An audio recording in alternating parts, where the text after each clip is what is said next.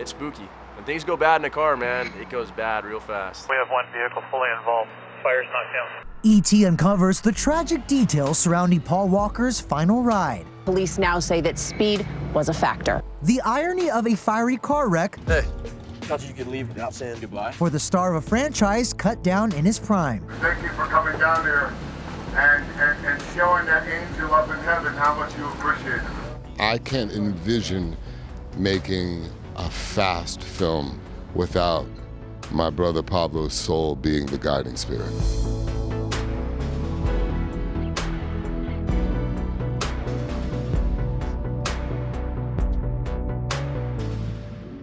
The deadly car crash that killed 2 people in California, including Fast and Furious star Paul Walker. The Fast saga released this eerie omen weeks before Paul's death, a sneak peek at Furious 7, resurfacing in the wake of tragedy, along with a speeding PSA made for the first film. All the racing stunts in our film were performed in a staged environment by professionals with years of training and experience. And if you do race, I guess wear your seatbelt and the helmet, because I hear when these guys get into car accidents, it's pretty gnarly. On break between filming the next chapter, Paul supported a toy drive for his charity, Reach Out Worldwide. It's hard to talk about, but it's stuff like that that just, it gets you. The event took place over Thanksgiving weekend at this car shop 30 miles outside Los Angeles. What's the fastest you've ever driven? Just under 200. I did 197. I haven't broken 200 yet. No surprise, Paul surrounded himself with car guys, including pro driver and longtime pal Roger Rodas, who that afternoon took Paul on his fateful drive.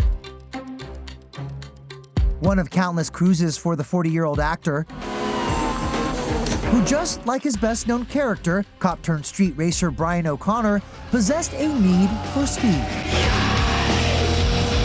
Paul hopped in his friend's car, a 2005 Porsche. Roger behind the wheel, Paul riding shotgun. They came past us. They said we'll be back in 5 minutes. Their 5-minute drive cut short after smashing into trees and a roadside pole. I heard 2 booms. First boom to me sounded like a tire that blew. We received a call at about 3:30 this afternoon regarding a single vehicle traffic collision. It was just horrible. It was the smoke, and you can smell like charred skin. We have one vehicle fully involved. Fire's not counted. That's what it sounded like before I heard the loud bang when the car actually hit the pole. Actor Paul Walker was killed in a fiery car crash on Saturday. I'm just glad every time I saw him, I told him I loved him. And he said the same thing to me. We have confirmed 2 DUA. Again, confirmed 2 fatalities. Just know that speed was a factor. His heart was so big. I was proud of him every day of his life. Certainly a horrible tragedy, and thoughts and prayers go out to his family and his daughter. The Hollywood A-lister's horrific end took over social media, tributes pouring in from Paul's peers and big-name fans. Meanwhile, makeshift memorials sprouted at the crash site, Fast and Furious diehards leaving everything from flowers to toy cars. You know, it's personal for me and Tyrese because we were with him about 7 days before his untimely passing, and we all had a great long conversation about life, about family, and all these different things. Vin Diesel leading a tribute for Paul's grieving fans. He can see for himself that all of you have showed up to show my brother love at this hard time, and the family gets to see all of you show the love that you've shown Paul. It's going to stay with me forever. I just wanted to say thank you. Thank you for coming down there and showing that angel up in heaven how much you appreciate it. Questions swirled in the aftermath.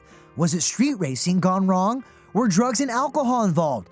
And just how fast was Roger driving? Be smart, drive safe, and stay legal. There was no drag racing, no street racing involved in this. When they pulled out of the parking lot, they were going slow. There was a highway patrolman at the end of the street, so there's no way they were able to speed away. Nobody was drinking. All there is water and Starbucks. The answer's tragically simple. Investigators learned as the two circled back, Roger was speeding, but not as fast as Paul's big screen stunts.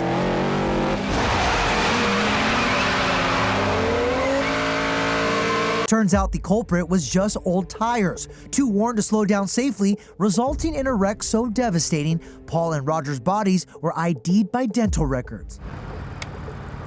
In the wake of Paul's death, Furious 7 landed in limbo, Universal releasing this tribute montage and saying production was paused indefinitely. I'm coming home, tell the world I'm coming home. It is a tragic, tragic loss for my heart. I cannot stop thinking about his family. Paul had a lot of family. His only child, then 16-year-old daughter Meadow, longtime girlfriend Jasmine, Paul's parents and siblings, and his ride or dies on and off screen, all saying goodbye at a private ceremony before burying Paul in LA. As mourning fans formed this procession back at the crash site. Rest in peace, Paul Walker. You'll be missed. Have you been able to go back to the crash site? Have you been there? Quite a few times. I like to read little notes that people leave. You ought to see the beautiful sentiments people leave there. I was lucky enough to work with him for over the last 15 years and witness the generosity of his heart every day I was with him. More stories of his kind heart went viral, like Paul buying a pricey ring on the sly for a couple he just met. You know, when they told us we didn't have enough credit for anything, and, you know, okay, you know, see you later. And we went to lunch, and then they ended up calling about half an hour later, told us to come on in. He kept asking him, well, how much is it gonna cost me? And they're like, no, it's paid for already. And someone who's a celebrity just take the time to talk to us like as if, you know, him and Kyle were best friends. I thought that was just amazingly kind of him. And then to find out that he bought us a ring was even more of an amazement. As for fault, Paul's loved ones settled lawsuits with Porsche out of court. Paul Walker, man, it's my brother, our family forever, and we're inspired to keep the franchise alive, man, on behalf of his legacy, and we're gonna make the fans proud. With Paul laid to rest, it was time to regroup on Furious 7, turning to the pieces of his incomplete performance. Just when you didn't think it could get any better, huh? Walker added to a grim list of stars who died mid-filming. Producers turned to CGI and on-set stand-ins in the form of Paul's look-alike brothers. You guys worked on the film for 3 months. How did that work? A lot of it was the angles. It really was. Duty calls. It does. Let's get mama. We're a mix of the three for sure. Like we each have like a little bit of each other. Like I have really nice ears, and his ears stick out from the side of his head. So when they I knew he was gonna bring that up. when they do straight on, or Caleb, you know, they had to tape his ears back. Oh yeah. You aren't going to say goodbye? As you can imagine, it was a very emotional time. Sure. And yet, because I was a producer, I still had to answer the riddle. Sure. And the idea that the brothers came in only strengthened our resolve and only strengthened our conviction. As the saga story goes, Paul's Brian leaning into Dominic Torreto's trademark. Salute mi familia. Trading in the action for a quiet life with on-screen love Mia. I've screwed up so many things. I couldn't live with myself if I screwed this up too. What's interesting is this Fast and Furious saga for so many years was an exploration of brotherhood between Brian O'Connor and Dom Toretto. When the tragedy happened, we had an opportunity to pay that off. And the way to pay that off in a film saga like this, where the heartbeat of the saga is this theme of family, is to send him off into family heaven. It's been a long day without you, my friend. Paul met his end just 10 miles from where Brian's final moments were filmed, meeting Dom at a crossroads. Never be broken, the love will never get lost. You were charged with doing kind of the goodbye song to Paul. Like I had to step up to the plate for that one. It wasn't just like writing my own music, so it was good. It was a challenge, but it came out really good, and Charlie did his thing. And I'll tell you all about it when I see you again. It's the most conversational lyric against beautiful music, and everybody can relate it to themselves. The song is obviously about remembering Paul Walker and his legacy, but people could think of it in a way like I haven't seen my boyfriend or girlfriend or family member in a really long time, and I can't wait to see them again. Or my class is graduating, and we're gonna sing this song at graduation. So it just applies to everything. Hey, thought you could leave without saying goodbye. We didn't know the magnitude of like how powerful it would be until we saw it at the premiere. And we both sat there and we cried for about 5 minutes before we got up out of our seat. They did it that well. I used to say I lived my life a quarter mile at a time. And I think that's why we were brothers. Normally, whenever I'm doing press on Fast and Furious, I'm always tipping the audience off on what the next chapter or chapters will be. For this movie, it was important not to do that. We needed to respect that sacred relationship between the audience and Paul Walker. And there's real closure there. For the first time in a long time. You'll always be with me. And you'll always be my brother. Well, the movie itself, I feel, is going to hold on its own. I think it's going to trigger a lot of emotions because of Paul. The movie plays, it delivers, and it's going to be a big summer. It was a big summer. The movie raking in $1.5 billion at the box office after one of the biggest overhauls in movie history. Yeah, I mean, I think it surpassed even our own expectations, man. 1.5 billion. We just wanted it to make over $1 billion, so now we're setting all these different records, but again, it's because of the fans. Things are gonna be different now. The film not only a goodbye to Brian O'Connor, it was the coda to a 2-decade career cut short. Oh, right here. By any measure, Paul living out a true Hollywood success story. I hope so. He was very dedicated and he was very professional always. Then he became this huge star and I'm going, wow, I'm so happy for him because I love when nice things happen for nice people. After a stint on the small screen, Paul landed high-profile supporting parts on the big screen. I'll pick the girl. And you got 6 weeks to turn her into the prom queen. During this run, Paul found his most important role, proud papa to daughter Meadow. Sometimes you fall flat on your face and you get up again. And then they get a little bit older and you ask them for forgiveness. And then you fall on your face again, you go, just be patient with me, please. This is my first time, I'm figuring this out. Dude, I almost had you. You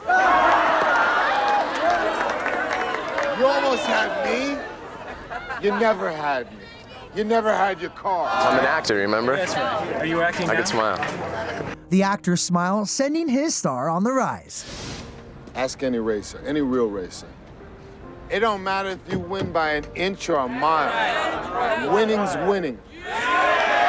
Your favorite memory of Paul? It was back in 2001. It was spring break in Mexico. And our movie was coming out in the next month. And Paul and I were sitting on the floor of an airport. And people were walking by. And we looked at each other and we quickly realized that we were about to say goodbye to any form of anonymity. And I remember both of us kind of struggling with that. I know what you're doing. I owe you a 10-second car. Paul stayed fast and furious for a sequel before putting his range on display outside the franchise. They're not gonna stop. What? None of them are. Calm down. Calm down. Calm down. You can get to him. You can get to the gun before the cops do. The reason why I connected with it so strong, I was like, yeah, everything he did in that movie, if my family was in that situation, I wouldn't even hesitate. I would handle it the same way. So people look at it and they go, wow, that movie's messed up. I guess I'm messed up too. Paul and Vin reunited in 2009, jump-starting the stalled series they started side by side. I started producing the franchise back in 2007. I was always keen on incorporating the theme of family into the saga. And then in the fifth one, there's this great scene that happens in Rio where we're on the porch and he's saying, Hey Dom, what do you remember about your father? Those questions that so many of us ask. Yeah. Are we going to be a good parent? Sure. I mean, we all, across the board, everyone wakes up every morning thinking, how do I be a better parent? Everyone, meet Brian. I know it's important for you to keep Paul's legacy going, to keep it alive. Everyone in the world knows how important that is to me. Absolutely. And how much that drives me to continue to make these movies at such a high level. Here's a drink that you ordered, sir. Why was it so important and just fulfilling for you to join this franchise? I've always thought about honoring my dad, and just because it's such a big part of his life and my life, and I wanted it to be something super small and simple that was almost like an Easter egg. Like if you didn't know who I was, you wouldn't even notice it. My dad was very humble, very simple, so I thought like the best way to just would have this like very special moment that was quite short, but like left my little mark, and I can always share that with him. Meadow inherited her dad's fast family and Paul's love for all things water. We chose this picture because a lot of shirts or sometimes pictures of Paul are very like, yeah, and he hated that. Like that wasn't his vibe at all. No. Whenever I go surfing, whenever I go fishing, I think of him, 100%. Paul is synonymous with the ocean. Yeah, that was a big really, part of his life. I mean, that was, he's known for the car thing from Furious 7, and he loved cars, but the ocean is where he was at. Like any minute he, any spare moment he had. He always wanted to be a marine biologist. Like that was like his dream, And then the acting thing got in the way. So I feel like this is Paul interacting with people, spreading his joy. I'm really proud of how she's carried his legacy on. I'm sure she would make him very, very proud. Do you feel like these guys are your family? I go to them like with everything. I think the family thing is definitely very real, and they really did see me grow up. Want to know the bravest thing I ever saw you do? Be a good man, Amir. Being a great father to my nephew, Jack. It was Paul Walker who was the one that gave me the best advice about fatherhood. He said, Vin, a lot of guys will tell you, especially the macho guys, they'll tell you, stay out of that delivery room. And I'm gonna tell you, you go in there and you be as present as you can. And you cut the umbilical cord. And that's exactly what I did. You'll always be with me. And you'll always be my brother.